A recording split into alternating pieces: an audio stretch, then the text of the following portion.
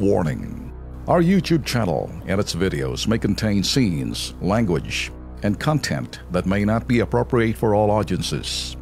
These videos include surveillance footage, undercover pursuit of suspects, actual police and rescue operations, and fearless confrontations. If you do not approve of the content, please do not watch our videos. If you wish to continue, we strongly advise that you proceed with caution. Viewers' discretion is advised. Reklamo kasi ng marami ho nating mga taga-subaybay ho na mga kababaihan, madalas daw silang nasisipulan at tawagin ng iba't ibang pangalan habang naglalakad po sila sa kalsada. Ito yung tinatawag na catcalling. Ayoko nang gawin po dahil baka ako po'y mapagalitan. Ito po, panurin po natin. Sa kalsada, madalas maraming eksena. Nandiyan na matinding traffic, mga aksidente at mga pasaway na motorista. Nandiyan din ang mga kolokoy na hindi mapigilang mambastos sa mga nakasulubong nilang babae. Marami nga pong nababastos kahit catcall, kahit lang po yung parang simpleng pag-ano lang po, yun, nakakaramdam na po ng pagbabastos yung mga babae. Abang po ng jeep, tapos yun po, yung mga jeepney drivers po, yun. Parang kabastusan. Anong ginagawa niyo? Wala, ano lang. Dead lang. Hindi inaaway. Hindi, kasi lalaki mahirap. Sa ganitong kalagayan, gaano nga ba kaligtas ang ating mga kalsada para sa mga kababaihan? Ayon sa Social Weather Station at sa UnitedNationsWomen.org, noong 2016 lamang umabot sa 88% ng mga Pilipina na may edad na 18 hanggang 24 ang nakaranas ng sexual harassment.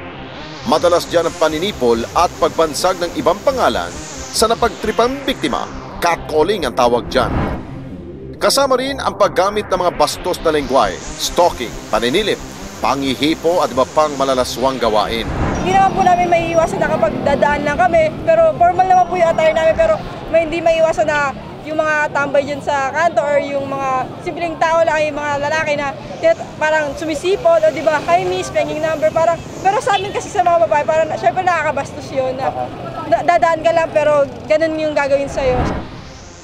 Higit sa kalahati ng mga insidenteng ito naganap sa mga kalsada, habang sa mga pampublikong sasakyan, establisyamento, trabaho at eskwelahan naman ang iba.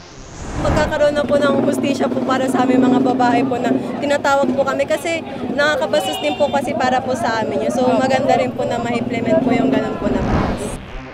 Ayon sa ulat ng United Nations Safe Cities and Safe Public Spaces Program, bukod sa banta ng karapatang pantao, may negatibong epekto rin sa kalusugan at well-being ng mga biktima ang ganitong pambabastos.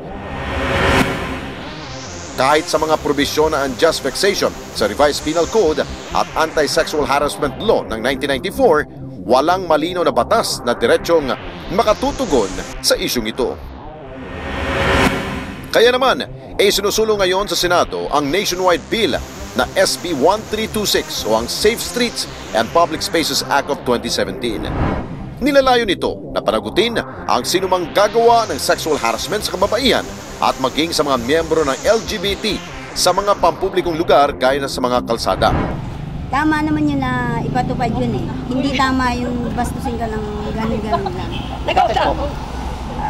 Kasi may karapatan naman kaming mga LGBT na ipagtanggol yung karapatan namin bilang tao. Kapag tuluyang naisabatas, aabot ang parusa hanggang 6 buwang pagkakakulong na may kaakibat na multa na hindi hihigit sa 10,000 piso. Magtatalaga naman ng Anti-Sexual Harassment Enforcers o ASHE ang MMDA at PNP para ipatupad ito.